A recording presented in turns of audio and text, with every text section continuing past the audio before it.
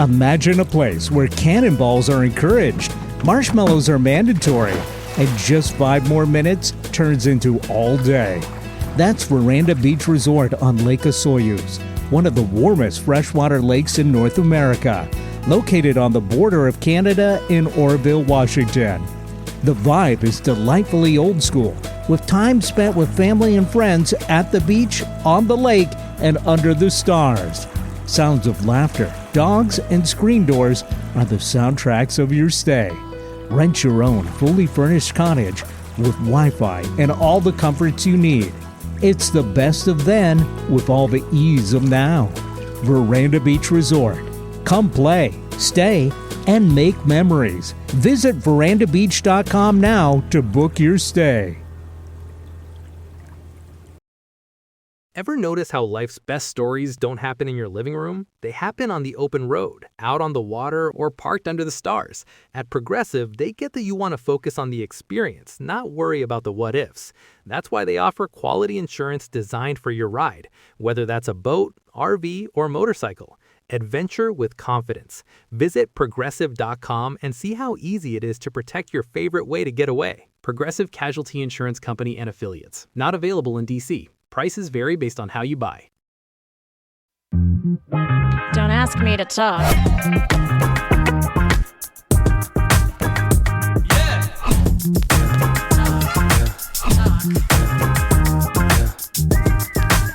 And welcome to another exciting edition of Don't Ask Me to Talk with me, one of your podcast pals, Eric Ryder, along with my podcast pal and partner in, well, not really crime, but in entertainment. That's me.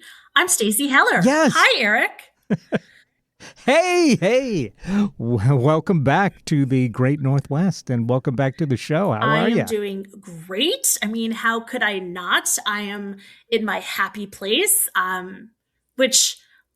No, not on the couch, like scrolling through social media. No, that is a happy place. But no, I'm at Veranda Beach. The weather is beautiful. People are starting to arrive. So all the regulars are here. And it's so great to see everybody that, you don't see for a whole winter. And then everybody's back. New toys to play, new things to share, games to learn. It's fun. But Excellent. What I really want to know is how the heck was the Battersea show at the Valley in Tacoma on Saturday? Oh, thanks for asking.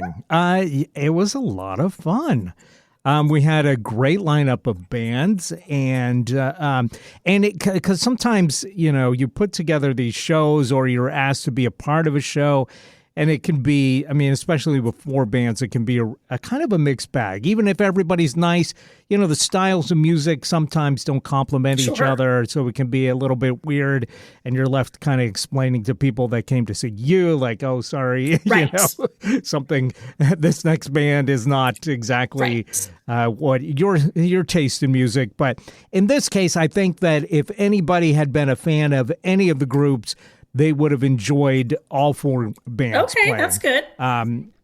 And we had a decent turnout, which was great. And there was some last-minute drama where it looked like there was a mix-up and there was going to be another show happening at the same time as ours in the same venue, but outside. And I was a little nervous about that, thinking like, oh, people are going to show up and think, oh, we went to the wrong place. Because when you pull up and park, you're hearing the outside music, not the inside music. But then that got postponed last minute, so our show was unaffected and everything was good. That's so good. I had a great time. Here's the question that I have for you. Based on social media posts that I saw, do you always play with sunglasses? You saw social media posts on this. Were you in sunglasses? I was, yeah. That's so cool. It's summertime. I love it. I was like, okay, Mr. Cool Guy in the sunglasses on stage. Well, you know what? I don't know. It's just something that I recently started doing this year just because, oftentimes the lights can be bright and distracting on stage. And I also find myself like I'll close my eyes or like sweat will drip. And sometimes the sunglasses, A, help keep sweat out of my eyes. And B, if I'm closing my eyes, I'm not self-conscious about it. So yeah, it's just something that I tried out, and then now I'm liking it a lot. I love it. I was like, I was seeing the social media posts, and I was like, oh, okay, him in the sunglasses at night, like Mr. Bono. Well, and yes, and these are kind of special glasses too because they're blue tint. So they're not exactly like regular sunglasses. They just kind of give it a blue tint to everything that I'm looking at. Wow. So, which can backfire because I have a blue guitar too. So sometimes it's like, oh, okay, missing more. My fingers are meant to go if I look down sometimes. Well, there's that. But I think it's the benefits outweigh the cons. Well, it's too bad you're not in like a blues band. Like it would just really. Yeah, I don't know where to go with that, but it was it was great, and we had like more compliments than we've had maybe ever Nice. from just random folks that came to the That's show.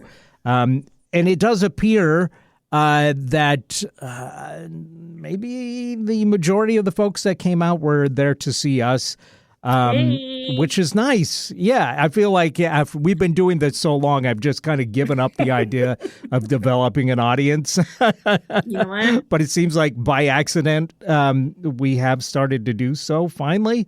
That's awesome. Really far into us being a group.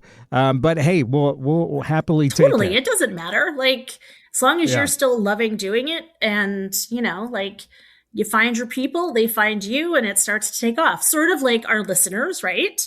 Like we're starting to build some momentum, and it takes a minute, but people find you and the word gets spread, and then people can't live without Battersea and Don't Ask Me to Talk.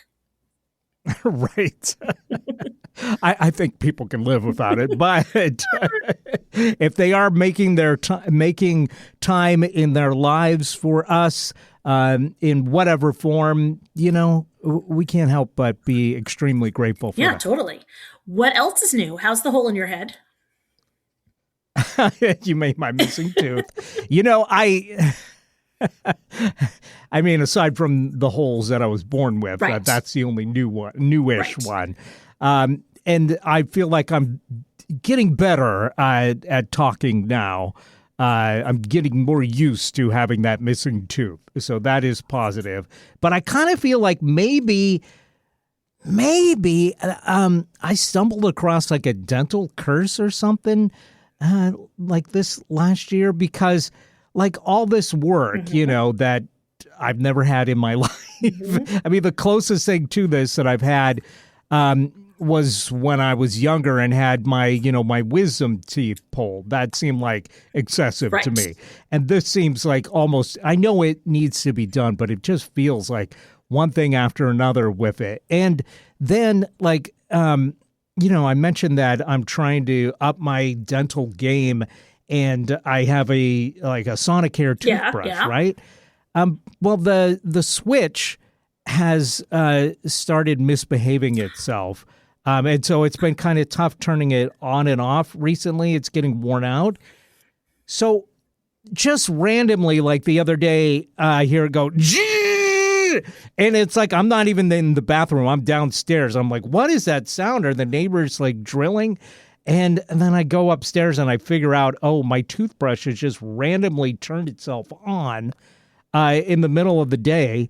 And I'm like, so what the weird. hell? Is there like Gertie? There's like a ghost brushing their teeth in here. And then so I'm going to bed a few hours later, like it's just starting to drift off, and then Oh my gosh. like really loud. I'm like, what the heck? so I go turn it off. And mind you, it's been hours since the last incident. So I'm like, okay, this will be fine. Go turn it off. I'll go to sleep. 20 minutes later. Oh my. Jeez. So I'm like, gosh darn it. So, I turn it off again and I kind of like wiggle the switch as much as I can to try and loosen up anything that might be, holding it down or turning it on by accident. And I'm like, okay, this is good. But I go on, I go online and order a new toothbrush. I'm like, because I can't live like this. No, it's funny that you say that because I have a Sonicare and mine was starting to get weird. Like the charging base wasn't working and the red light just kept going off. And, I'm like, does the red light go off when you're brushing wrong? Or does the red light go off when you're not charged?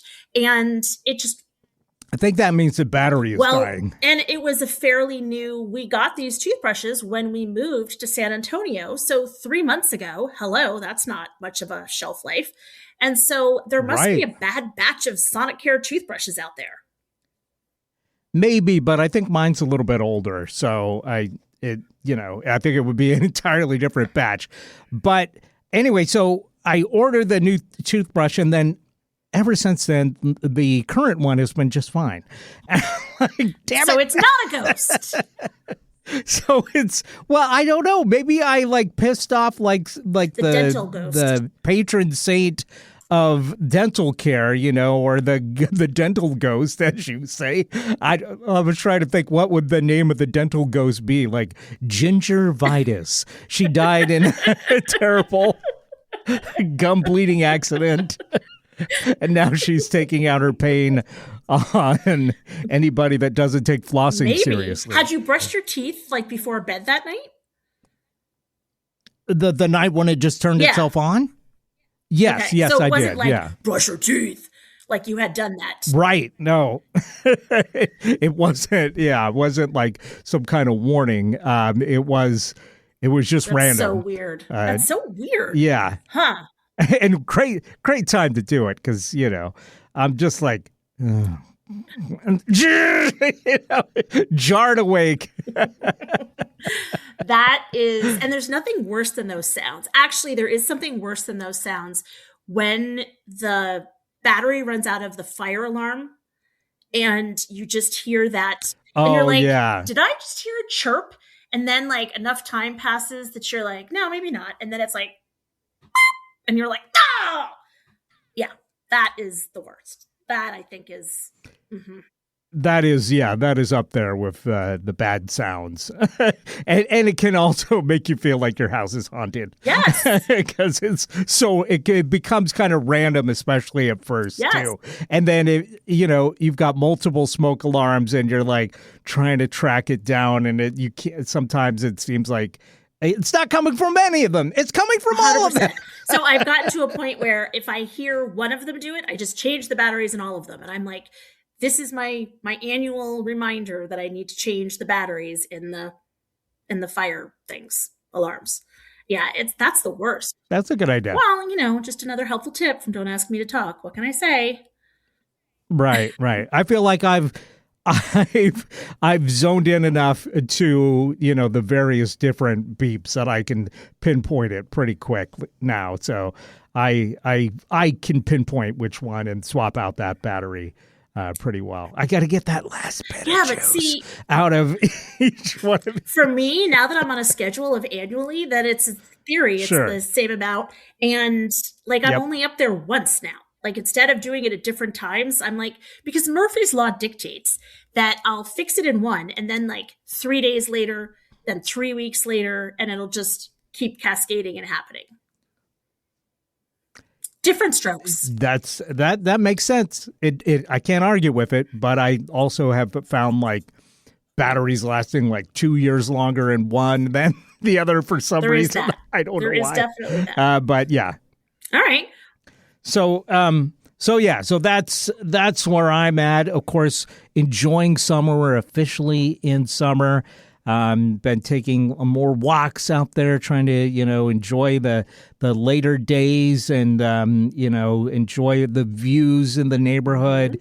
And in Tacoma, I've noticed, like, it used to be like this was a sure sign of summer.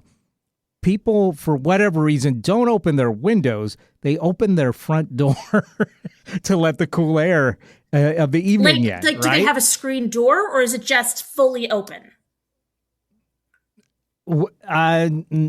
Both. Sometimes people with screen doors, but then sometimes people with no screen door. Just door open. Interesting. And my theory is, like, windows get painted shut, or older houses sometimes have older windows that are hard to open. But opening a door is easy peasy. But this used to be like a big thing. Like anytime I'd take a walk on a warm day, I'd see like every other door open. With people getting cool air. And now it's become kind of a rare thing. So I feel like we've reached just a precipice of like true crime and more news consumption. So people are like, oh yeah, I'm not going to just leave my front door open anymore. Anything could happen. But now when I see it, it's like kind of a rare special thing. Like, that's a true Tacoman. You know, they've got their door open, wide open. I mean, I could just walk right in. Hi, what's for dinner? Say hello. Right. I mean, honestly, that's fair. Well, you definitely don't leave your doors open in Texas, because what a way to just spend money on air conditioning for nothing. And here at Veranda, it's so nice having the screened in porch, because like inside we have it so that it's air conditioned, because it does get really warm.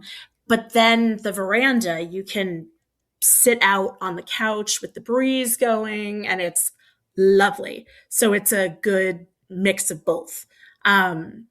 So we don't leave the front door open, but nothing like the sound of screen doors slamming in, open and shut and open and shut and open and shut. Right. I mean, it is kind of a soundtrack to summer. At least around here it is. Yes. Well, that's fun. And it is significantly warmer there on a regular basis. So people have air conditioning. But, here in, Western Washington, air conditioning up until fairly recently has been pretty rare, because we, our hot days have been like once a year or whatever, and they would top out at like 85. Now we're getting days that are over 90 degrees, and they're happening more often with climate change and stuff. Climate change isn't a thing? More people are investing it, like I did, in like heat pumps and air conditioning and stuff. So I think that's another reason why we don't have the doors wide open as much as we used to. But it is one of those things, you never know what's going to make you wistful for the past. No. But, and how's your deck? That's one of those things. This is your first summer being able to enjoy your deck, isn't it? The deck is good, yes. That doesn't sound like a resounding, boy, am I glad we did that. Well, I don't know. The girlfriend's getting good use out of it. I haven't had much opportunity myself. Okay. All right. Well, so, yeah. You need a comfy couch. Although you're not really a napper. Yeah. I don't think. Have we talked about napping? I am not a napper. The napper. But we do, I will say this, we've got a couple of these zero gravity lounge chairs. So those have been getting some good use. Those freak me out. Those are the ones that you sit in. And isn't it like, whoop, like you feel like you're going to fall? Oh, no. Then it's a different chair. Yes, it's just a chair that you can fold back, and it's like a Barca lounger or whatever, but for the patio, Yeah, they're just comfortable, lounge chairs that you can lean back and put your feet up and all that stuff. Because there's some chairs that, like, when you do the sit back, you feel like the front is going to come up and like take you out and over. Like when you sit in a hammock and you end up going ass over tea kettle. Isn't that the phrase? Right. Yeah, this doesn't. You don't do that. Well, that's good. that would be a bummer. Oh, well, that's good. Yes, Okay. yes. So the deck is in full swing. The walks are good. The Taconians, they're out with Tacomans. They're out with the doors open, sort of. All right. So you'll see the occasional. We're getting there. Okay. And you're in short sleeves today. I am in short sleeves. It's a hot day. I mean, we've got a heat advisory in effect as we record this, so it's been pretty warm. Had to turn on the AC in the car for the first time here in the Seattle Tacoma area. By the way, something going back to the dentistry conversation for a moment. It was recently Prime Day as we're recording this, and the Water Pick 3000, that's totally not what it's called, but was like 50% off. And I contemplated getting it. And I then talked myself. That's the whole reason why I got this toothbrush. Not that it was on a Prime thing, because I don't subscribe to Prime, but it was like half off. So I'm like, okay, done. Yeah. Well, and so the Water Pick was like 50% off. And so I had put a whole bunch of things in my cart, and I needed cooler heads to prevail, because some things it was like, I'm like, all right, Pete, I need you to double check my work here. And he's like, I don't think that you need like 6 more floaties when we have an entire box full of floaties that guests have left and we have. And I was like, all right, fair, but they're so cute. Anyway. But the Water Pick thing, he's like, haven't you tried this once? And you got mad that the water went all over the place and all over the mirror and all over the place. And I was like, you talked about it on the show last week. And I was like, yeah. And he's like, so then why are you going to do that again? I was like, I don't know. I keep thinking it's a good idea, but I feel like I have to be in the shower to do it. It is a good idea. And there's a knob where you can turn up or turn down the water pressure on the Water Pick. So it sounds like you had it on full bore. That seems like me, doesn't it? Yes. And you could have just turned it down and it would have been fine. I mean, or used a different head on it. It's true, but that just doesn't seem like me. Anyway, I managed to. I say give it a try again. Come by my house sometime. You can Water Pick. Use a Water Pick. Yes. Are you sure you're not trying to waterboard me? No, I'm trying to Water Pick you. Okay, fine. Yeah. And then I think you will want it. I put that, now to be fair, I got it. I was like, this isn't for me, and kind of put it away for a long time. Recently dug it out and adjusted the pressure, and it has been. So I understand exactly what you went through.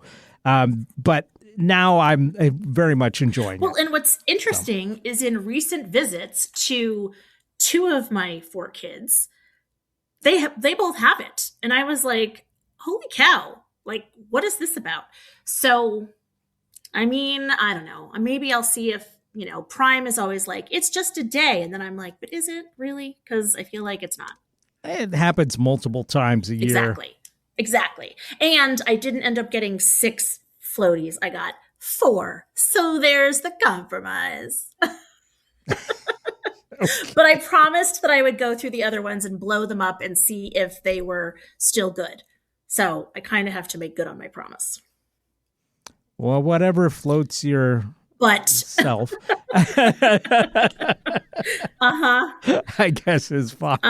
Yeah. So I'm not good at the whole Prime thing. I was chatting with a bunch of gals and they were all like, I get the gift cards and you get like 15 to 25% off. And then I save them for when I shop at that store, and I get some of my staples and I buy all these things. And I'm like, I am not good at shopping and anticipatory shopping. Right. So it's a little bit lost on me, but I did get my perfume because that was 43% off. Oh, there you go. Dolce & Gabbana. So anyway. Okay. Well, that was random. Do we need to take a break?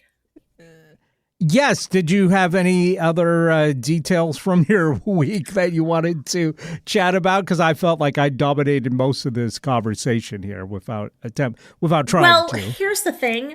I kind of have 2 cultural blind spots, and One of them is going to be a game that I have been playing here at Veranda Beach that is like a whole cultural phenomenon. And so normally I would Pickleball. no, Oh, okay. no. So Well, that is the cultural phenomena of the moment. well, So there are a we will few. see. And so I figured Yeah. I would bring it up during our cultural blind spot section. So just keep listening. Very good.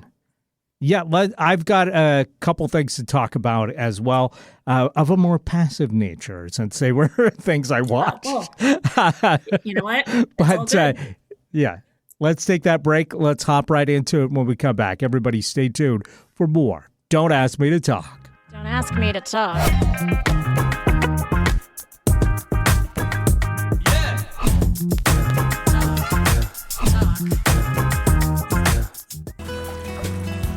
Imagine a place where cannonballs are encouraged, marshmallows are mandatory, and just 5 more minutes turns into all day.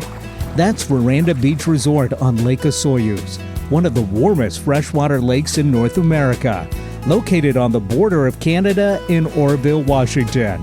The vibe is delightfully old school, with time spent with family and friends at the beach, on the lake, and under the stars. Sounds of laughter, dogs, and screen doors are the soundtracks of your stay. Rent your own fully furnished cottage with Wi-Fi and all the comforts you need. It's the best of then with all the ease of now. Veranda Beach Resort. Come play, stay, and make memories. Visit verandabeach.com now to book your stay.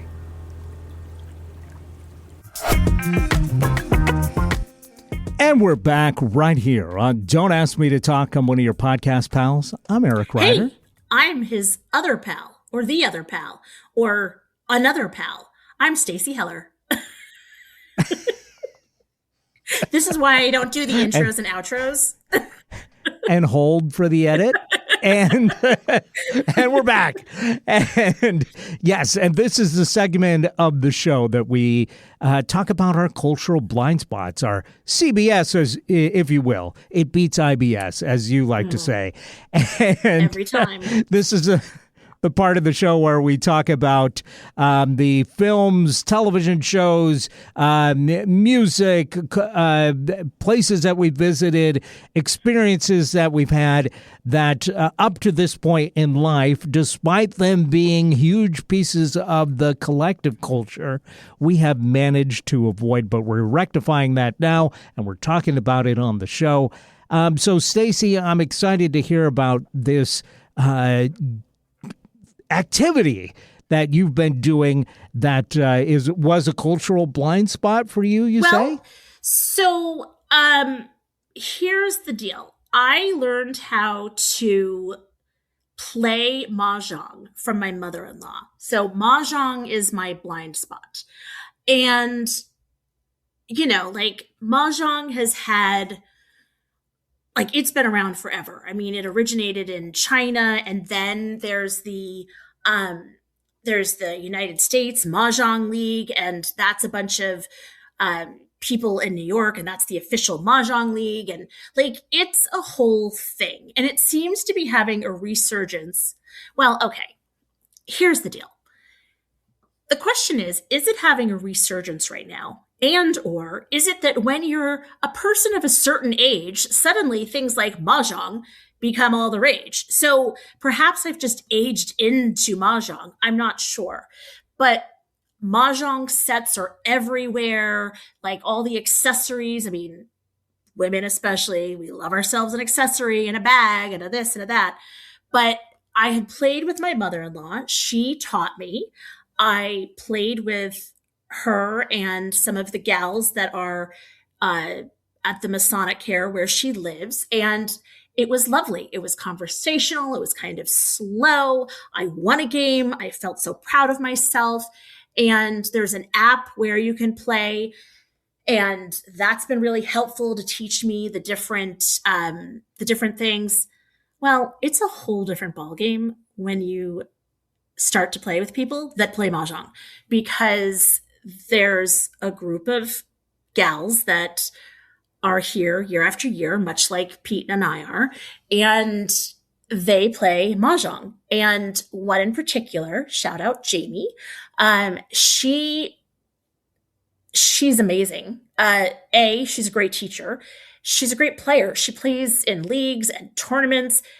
The woman is like a tile dealer. Like I collect like art and jewelry. She collects Mahjong sets because this is where people have fun. This is what I'm talking about with the accessories. It's like you can get a theme, like here's a New York theme, here's a beach theme, she has a Masters, like as in golf theme. And so people have all kinds of fun with these sets of tiles. And I am learning a ton. And it's a reminder that always play with people, any game. Play with people that are better than you because it ups your game. Because I was super intimidated to play. And I've been playing for, I don't know, like 4 days straight or something. And I've only won one game. But I have learned a ton and I'm having so much fun. But I am learning through playing and watching. This is sort of a la pickleball, honestly. I mean, it's like a thing, Eric. I didn't know. So much so that I then had to go out and buy a set because I was having FOMO. Yeah. Yeah. So it's having a moment. Yeah, well, like I said, I don't know if it's I think it's having a moment and I think I'm aging into the age to play. I think you're right there, yeah. I mean, when I was growing up, it's one of those that you would hear about that old ladies would play. Especially on the East Coast, for some reason. It seemed like old ladies on the East Coast were all about Mahjong. Yes. But it's a Chinese tile game that's been around for centuries. And so it's kind of like, just like every so often, it seems like chess becomes popular. And this is definitely the American version. And like in the same way that about like the, Chinese women playing, it's old Jewish ladies playing in New York, right? And like, right. But it just is, and you're right about it being like chess. It sort of has these resurgences. And right now, it is absolutely having a resurgence. And, the number of mats that you can get and the racks that you can get and the bags and you can get the table that shuffles the stuff and the shuffling cards and the whole thing. And then there's apparently there's the Jets and the Sharks between the National Mahjong League and the Mahjong crew. You're going to get all that stuff and get all excited. And then your friends are going to be like, no, it's rummy now. You're so last week. You know what? You're 100% right. Which is why I'm only buying the one set. Because I'm like, I would rather keep buying my art and my jewelry. But I am a sucker for the set that I got, which is really cute. For me, it's like you're gonna maybe end up with people giving you mahjong sets for the next 20 years, and you're gonna have I now own at one point I enjoyed playing chess, and I've never sent out an announcement to everybody, hey, I never really get the chance to play chess. So over the years, from gifts and stuff, I've accumulated 10 different chess games, and nobody will play chess with me. And when I get an itch to play some chess, I just go online, or I have a stupid little electronic game, or on my iPhone, I have that as well. But the physical boards, I've got 10 of them just collecting dust around the house because nobody will physically play with me chess. But it is what it is. Well, I guess I got to get old, move to the East Coast, and set up a board in the park, and then I'll get some people. And also, have them be cute. Are they pink and green squares? And are the chess pieces from Wicked? And there's the monkeys and. I think with people that like chess, they would prefer a more standard version, but the ones that I have are nice sets which is, they were made to be gifts. So you would expect them to be visually striking. I've got some nice lacquered wood ones. I've got some ones that look like knights of yore. I've got, Okay.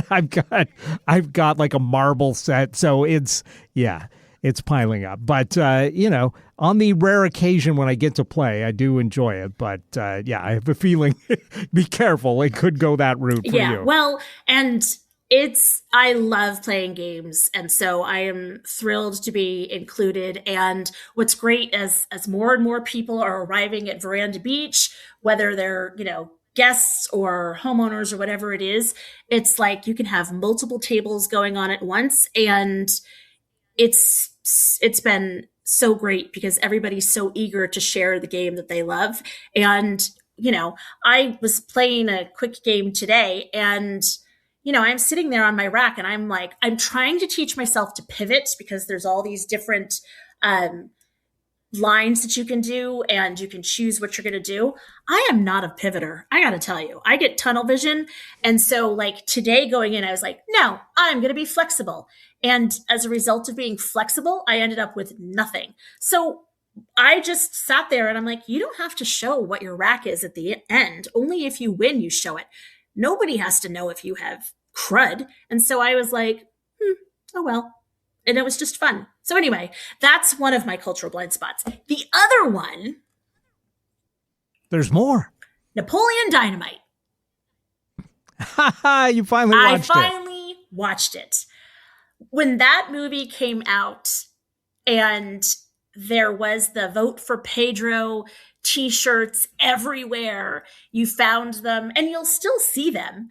And it's like such a thing. And then I can't think, what's the guy's name who plays Napoleon? John Heder. Him like dancing and everything. Like there's certain things from that movie that, I've seen bits of, or it's a meme, or again, there's like the product out there. And I was always like, I do not know what this is about. So I finally watched it. And there was just, it was delightful. It really is. It's a very fun movie that I recently rewatched. Does it still hold up? I did that kind of last week talking about Master and Commander: Far Side of the World. And just like Master and Commander, Napoleon Dynamite, a very different movie, holds up very well, which is somewhat of a surprise because it is a movie that doesn't really have a story or much of a character arc, and it's just about these quirky characters living in rural Idaho.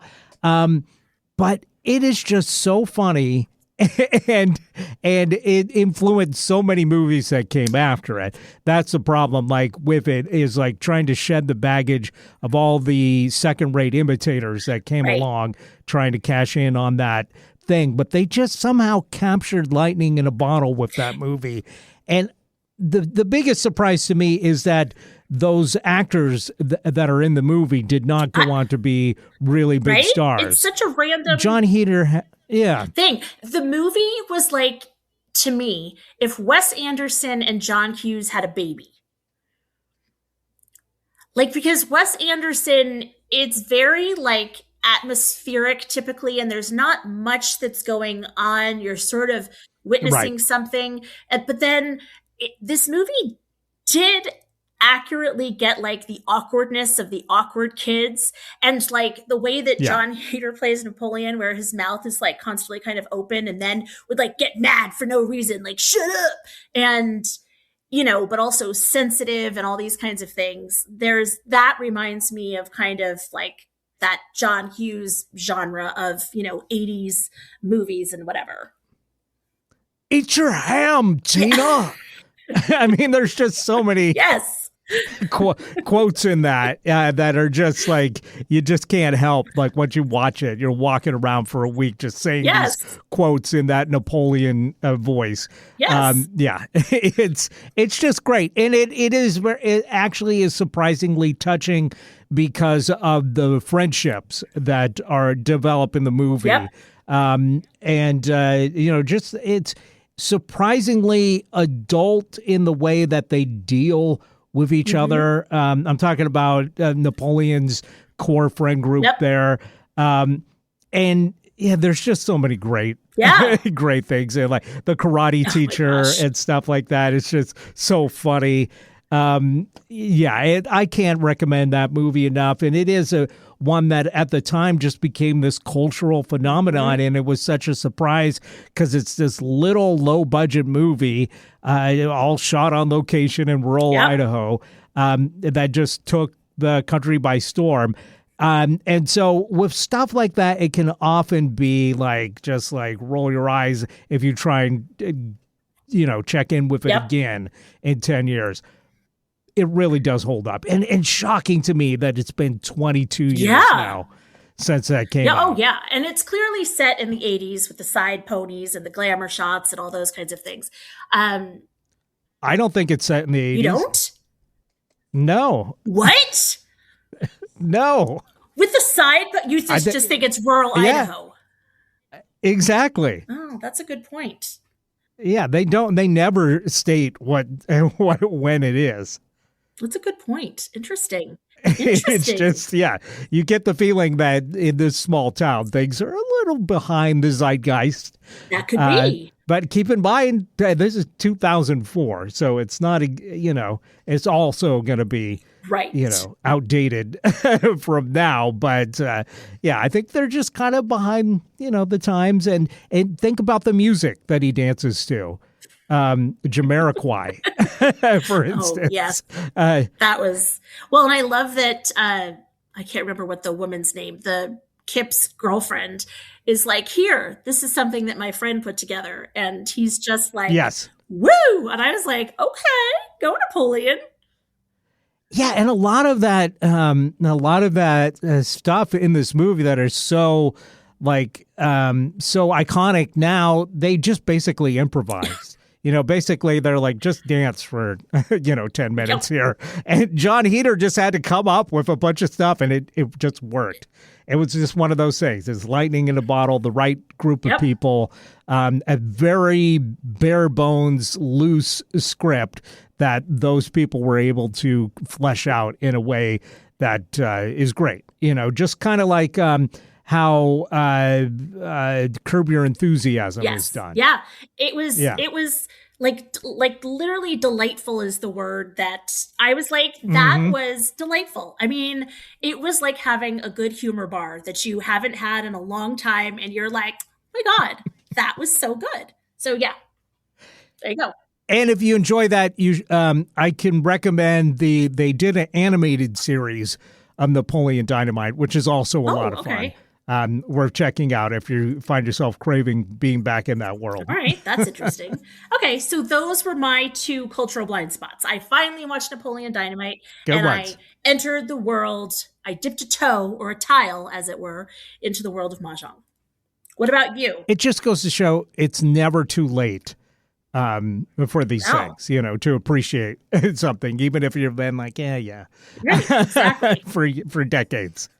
I went back to the AFI Top 100 and I picked a movie that I figured I'm long overdue for seeing a Buster Keaton movie. On the AFI Top 100, the movie that is there is The General. And so I thought, okay, this it must be his best movie because it's on the AFI Top 100. Do a little research, and it's like he considers it his best movie. Orson Welles, no less, considers it his Buster Keaton's best movie. Not just that, one of the best movies ever made. So maybe my expectations were too high. I was going to say, I have a feeling that Eric does not feel that it is. Yeah? But I got to say, I hated this movie. It is rare that I actually hate a movie, but man alive. Okay, so let me just set the scene. I love this. I'm like, go girl, spill the tea.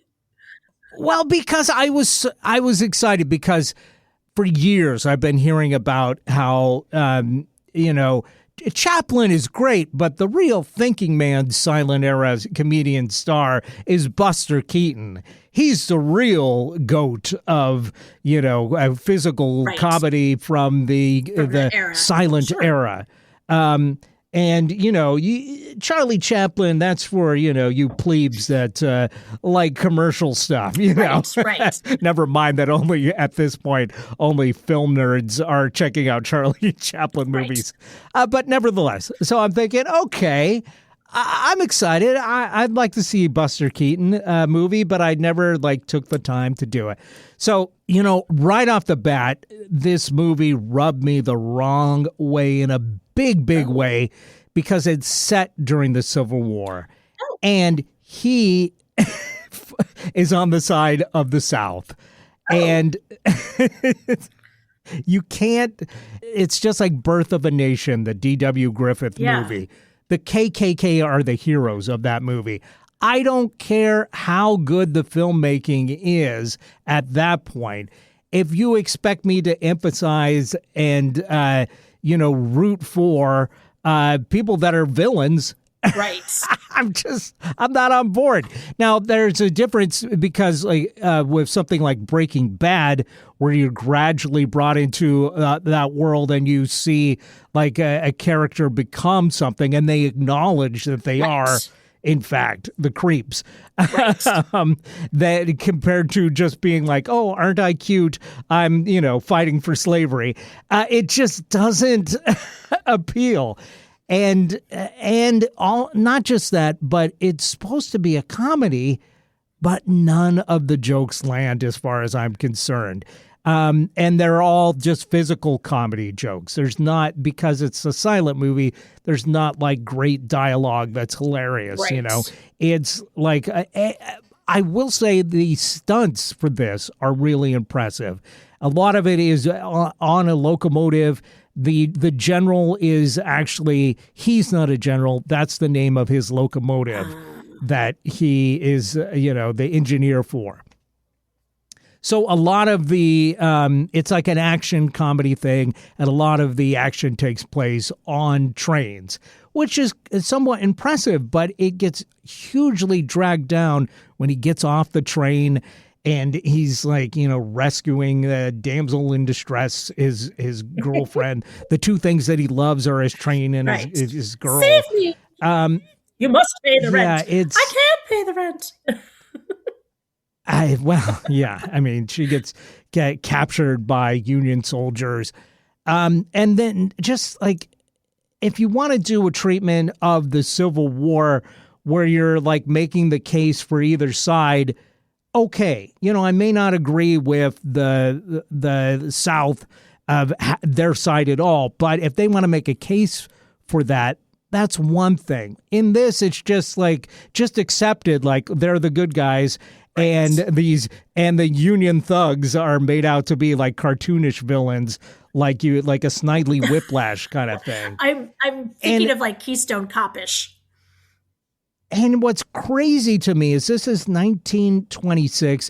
It's based on a true story of a heroic Union raid.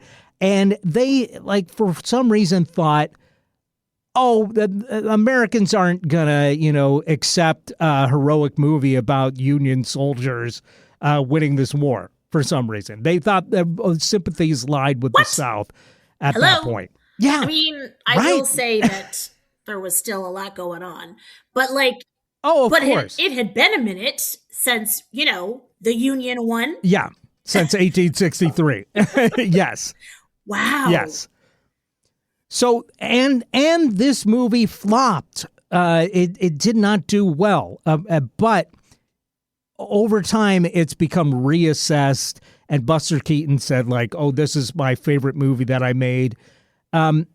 It's just so weird to me that they decided to take what was a true story about a Union victory and then change it so it's about, a Southern person foiling that victory. Right. You'd think it would be the other way, that they'd sanitize it because they're ooh. Yes. Yeah. Yeah. So you know what? I got halfway through it and I kept wanting to go back and finish it out, but I could not convince myself. I was bored for 45 minutes watching this movie. You gave it a good try, though. And I gave up. I mean, 45 minutes is a commitment. But you know what? I still feel like Buster Keaton is a very talented guy. I've seen clips of some of his other stuff that seems like, okay, this is amazing, that some of the stunts and stuff that he does. And I want to give him another shot, but I do not think that this is the movie that people should start with when looking to appreciate the genius of Buster Keaton. I think this will turn people off unless they're hardcore, Confederate sympathizers. Then they may see it as like, ooh, finally someone telling the truth. I feel seen. Yes. Okay. All right. So did you watch anything else to clear the palate? I did. And the problem is picking what to talk about because we took a week off and now things are piling up. But what I will talk about, since I did another one of these, does it still hold up? I watched Kill Bill, The Whole Bloody Affair, which is now streaming. And it's, it's a 4-hour and change movie. Really? Is it one movie that's that long? It's one movie that long. Now, when it was released, it was Kill Bill Volume 1 and Kill Bill Volume 2. And I saw Kill Bill Volume 1 in the theater and then later had to rent the video to see Kill Bill Volume 2 because I missed my window of time in the theater to see it. But I remember at the time when it came out, really enjoying it, like back in 2004. I enjoyed the first one. I thought it was a little campy. And then, the second one I enjoyed as well. I think the second part is actually the more fun of the two, but I'm not 100% sure exactly watching it as The Whole Bloody Affair, where Quentin Tarantino put the two movies together as he says he meant it to be seen, which was all together. So I'm not entirely sure, but I think if I remember where they were cut in half, much like many of the people in the movie, I feel like the second part was the part that I enjoyed the most. But I got to say, this movie, 2004, shocked again that it has been this long, but and just like Napoleon Dynamite, it's actually still a really great movie, both parts of it, and seeing it all together is very fun. You got to take bathroom breaks. You got to maybe break it up into a couple nights wherever you want to, but it still holds up. I mean, it is violent. There is some grotesque stuff in it, but the way that Tarantino presents it with the music and the action and the just the way it's all shot and the energy of it, it keeps you from feeling like being overwhelmed by the violence. It's, and for folks that don't know, it's about basically a woman who's part of a hit squad, and then they turn against her, attempt to kill her, and then she gradually recovers in the hospital and then comes out to get her revenge on the rest of this hit squad. And she tracks them all down and disperses with all of them. And none of them go down easy, basically. Okay. Because they're all professional killers. And it is one of the most fun action movies of all time. And, when you see it, you just see like all the stuff that has permeated through the culture over the years.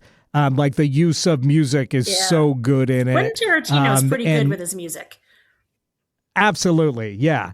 So this is, I think, still a really great movie and very enjoyable and still holds up. And it's only new in the sense that I think they put in a few minutes of extra footage that they didn't have before. Okay. If you had watched the two separate volumes 1 and volumes 2. So if you haven't seen it in a while, it's worth checking back in on. Or if you haven't seen it at all, this is a great way to watch it. But just be prepared to take some bathroom breaks because it's a long one. All right. Well, it's supposed to rain this weekend. That might be a fun thing to do. It moves along at a good clip. You're never bored in it. You're just like, is my bladder going to hold out? Or am I going to have to stop and have some snacks? Right. That sort of thing. Okay. I love that. Excellent. All right. Did you watch anything else, or is that all we have time for? I think that's all we've got time for today. I did watch a few other things, but I'll talk about those next week on the show. So you got to stay tuned. I will say I watched all of Widow's Bay on Apple TV, the first season, and absolutely loved that. Okay. But I'll get more into that next week for sure. All right. I love it. Perfect. Then, hey, everybody, keep listening because next we're going to talk about our top topic. Our top topic, our great debate, which both of us had to look up this week because we forgot that the Wheel o' Topics had suggested breakfast. Is it really that important? So we'll find out just how important it is and what we had for breakfast when we come back. So everybody stay tuned for more. Don't Ask Me to Talk.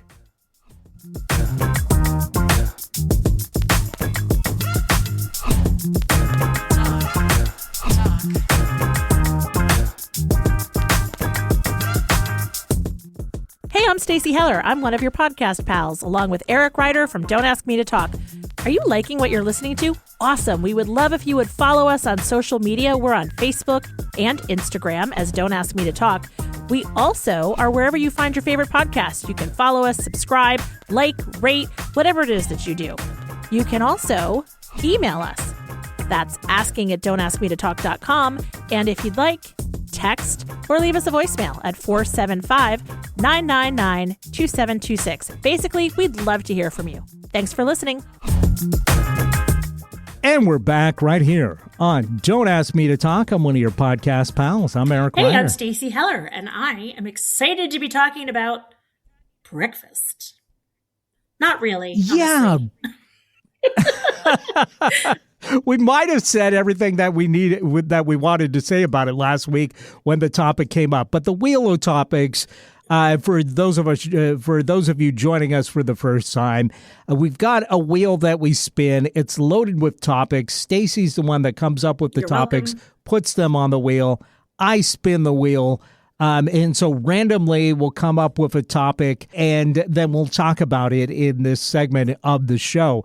And I always like to find out what Stacey's inspiration was for picking a particular topic to go on the wheel. So Stacey, enlighten us. I hate breakfast.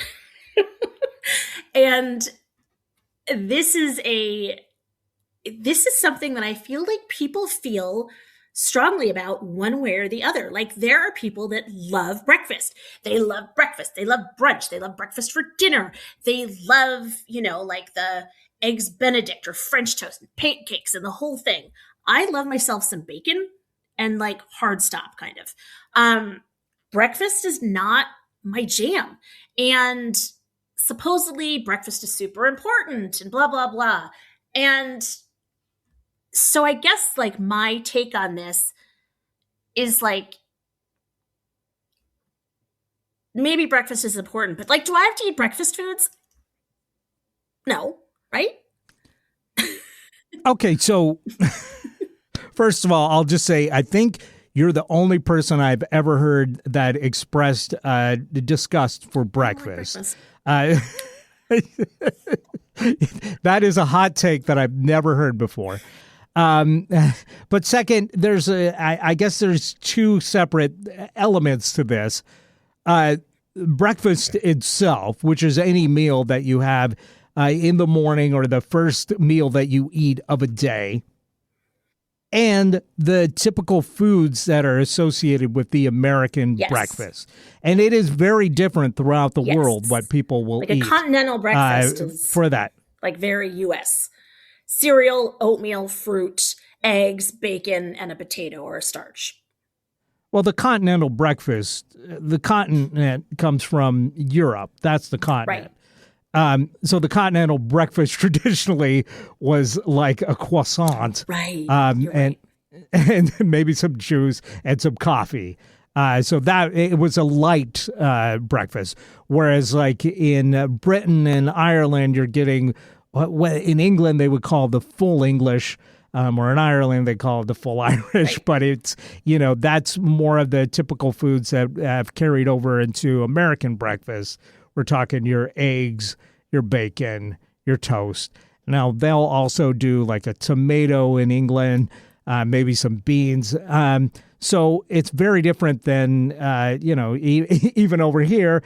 In Ireland, you'll put maybe some blood pudding, some pork sausages, Lucky and Charms. usually not the beans, no Lucky Charms. Now, that's an American thing. Over here, we've come up with cereal. That is something that we invented, and it's still a big part. Now, that's, kind of taken over the world. Like the world now has cereal, sure. but it started here. Famously Kellogg's. in the place, your favorite movie is all about it, The Road to Wellville. See, this is why I didn't like that movie. It was about breakfast. There you go. Okay, so I think you're now on record as hating both having a meal when you wake up and B, the kinds of foods that we have here in America traditionally as breakfast foods. Well, I don't hate eating something when I wake up because I do think that that's important. I think you have to jumpstart your body. I do think you have to feed it. I do think that that is why breakfast, air quotes here, is important because it's like your body's like, oh yeah, I'm breaking fast. I'm like, it's time to absorb these nutrients and like get myself going. So I'm down with eating something. But like, I'm the girl that's pulling out last night's dinner and eating like warming up a leftover hamburger, or like I'll eat like a tuna sandwich for breakfast, or like I just don't like breakfast foods. Okay, so that's your breakfast. So that's my though. breakfast. Yeah. Yeah. Well, So there you go. So you're not anti-breakfast, you're anti-breakfast foods. correct. Or the breakfast menu specifically in the U.S. Now, they're eating like dried fish and soup in Japan for for breakfast, which, for me, I don't want any of that. But, more power to them. Obviously, they're more healthy than we are. There's that. So, but for myself, I got to say, I am a fan of both having a meal when I wake up because I'm famished, and B, of breakfast foods in general. But I am not the kind of person that wants to go out for breakfast. I feel like there's a separation there that is a big deal because there's certain people that are just like could not be more excited about going to their favorite breakfast place. They'll go wait in line even if it's like really great breakfast. For me, I mean, the difference between okay eggs and the best eggs in the world is so slim that I can't imagine like being excited about going to breakfast. On the occasions when it's happened, I like it. I like it fine, but I would have been maybe even happier to just, fry up an egg at home so I could have that without getting dressed, getting into the car, going to a place, before I've woken up, essentially. Because if I'm waking up, I'm hungry, I want to eat then. I don't want to go through a whole rigmarole before I get my breakfast. Now, on the days that I'm working, I am typically getting dressed and going through the whole rigmarole and then taking like a snack with me in the car, like, a banana or a granola bar or something like that. And that's my breakfast. But on the weekends, I want to have, some fried eggs, maybe some sausage or bacon, something like that to go along with it. So, I'm kind of like a hybrid person when it comes to that, I guess. Yeah, I just don't like a lot of the sweet stuff. Like I don't know. Look, if you have listened to this podcast for like longer than 2 weeks, then you know that I am a very picky eater. And I just am like, I like eggs done a certain way. I don't like them too dry. And I tend to, I like the breakfast meats mostly. But the, French toast and pancakes, I'm like, ugh, they get too bogged down in the syrup and the butter, and it's just like a belly bomb. Ugh. Yeah, I have thoughts. I think this is like the general. Yeah, for me. well, there you go. No, I find those to be like the kind of thing that you have on a special occasion. And it is a treat. And for me, I would always have, I don't want to have just pancakes and syrup. Like some folks will do that. That's a special occasion kind of thing. But I would still want to have like some eggs. So I feel a little bit balanced. I got some protein before I got that sweet thing going on. But yeah, on the regular though, I would enjoy a piece of toast with maybe some jam on top. Maybe some tea brack. And for me, that maybe some tea brack. Yeah, it's fantastic breakfast right there. That's a great start to the day. So yeah, I think just find what you like, have what you like. I mean, yes. And here's the interesting thing. I am a 56-year-old woman as of this recording. You would think that I would have given myself permission years ago to just like do your own thing, dog. And it sometimes takes me a minute to realize that like, oh, I have a choice. Like I don't have to feel bad that like what I really want is a sandwich for breakfast or that I'm good with eating leftover, whatever it is. And for the longest time, I was like, I shouldn't eat that. Like I felt like I had to sneak it. And I'm like, that's what I want for breakfast. That's breaking my fast. That's better than me eating nothing or a handful of potato chips, which I've done, by the way. Yeah. I mean, some of my favorite breakfast items are a breakfast sandwich bacon, egg, and cheese. That I do. A breakfast burrito. Oh, okay. Yeah. I love a bacon, egg, and cheese, but you got to get them in New York on the hard roll. It's like a thing. I get it. It's not that complicated. No. And it sounds like you're enjoying breakfast food. It's a So you're sandwich. just not a fan of pancakes. You're not a fan of pancakes. Sandwich. You're not a fan of pancakes, but you enjoy the breakfast food. So I think your take may not be as hot as you think it is. It's pretty hot. Like you're going to burn your finger. I mean, you may not get third degree like bubble burns, but like it's going to hurt. Okay. Well, I will say this. I mentioned the breakfast burrito being one of my faves. I think that's a really underrated breakfast item. And I love that mix of the eggs and the cheese and salsa together is such a nice combo. That for me, that's up there. But my all-time favorite meal is the Irish breakfast. Really? The full Irish breakfast with a couple fried eggs, some pork sausage, some black and white pudding or blood sausage, as it's also known, which is actually really good. I see you making the face, but it's actually delicious. Okay. It has blood in it. And I like the word blood. So meat has blood in it. No. Yes. Look, you've got blood in you. It's my delusion. Let me live in it. I'm just saying, it's like haggis. It's one of those things that people think, oh, it's immediately disgusting. But once they try it, it's like, you know what? I don't know why I was so freaked out by this. This is actually really good. It's one of those things. Once you know, it's not quite like tripe. I mean, that's like the chewy, weird thing. The texture is weird. Whereas like blood sausage and haggis are both not like that. The texture is great. Okay. I think you would like it. It's savory. It's really nice. So that and, some soda bread, and maybe some potato farls on there, if yes, please. That is, for me, a perfect meal, and I will eat it any time of the day or night. But it's so rare, just like you with in your breakfast sandwich from New York, it's rare to find it made just right. It's specific. And it's simple food. Yeah, it is specific. But I think at home I make a pretty nice breakfast. And I think it's hard to go wrong with, some nice eggs and, either some bacon or sausage, or even skip that part. There's so many different variations that I am on board with breakfast food. I am on board with having a meal when I wake up in the morning.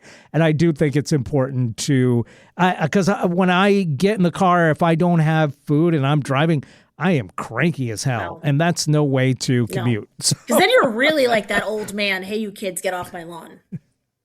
Absolutely. So I think breakfast is an important part of the day.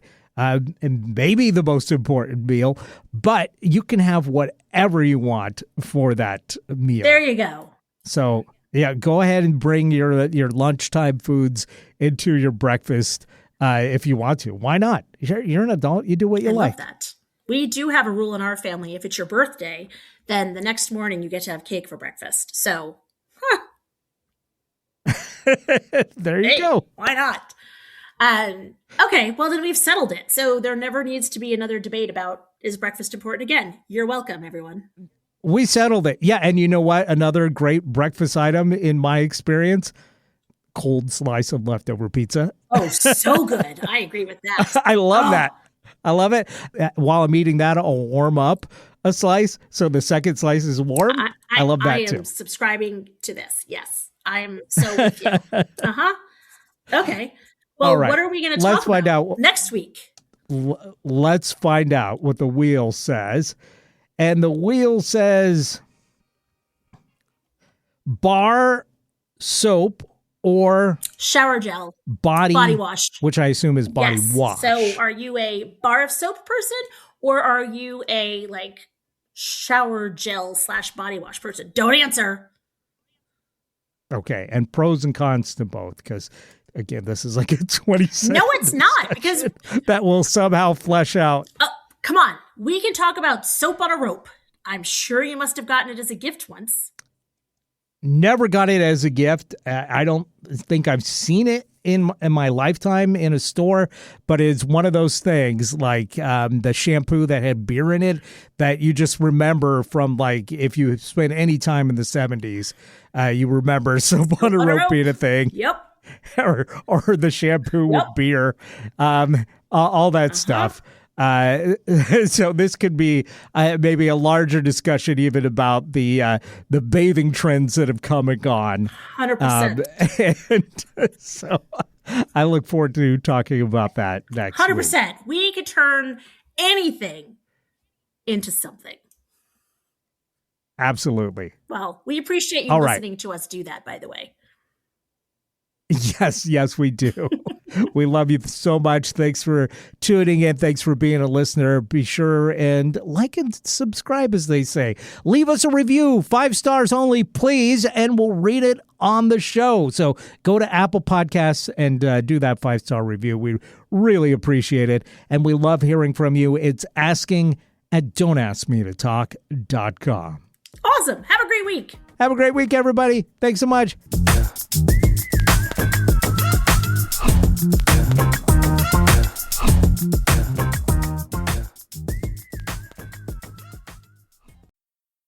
You're listening to this podcast, so I know you've got a curious mind. Here's a helpful fact you might not know yet. Drivers who switch and save with Progressive save over $900 on average.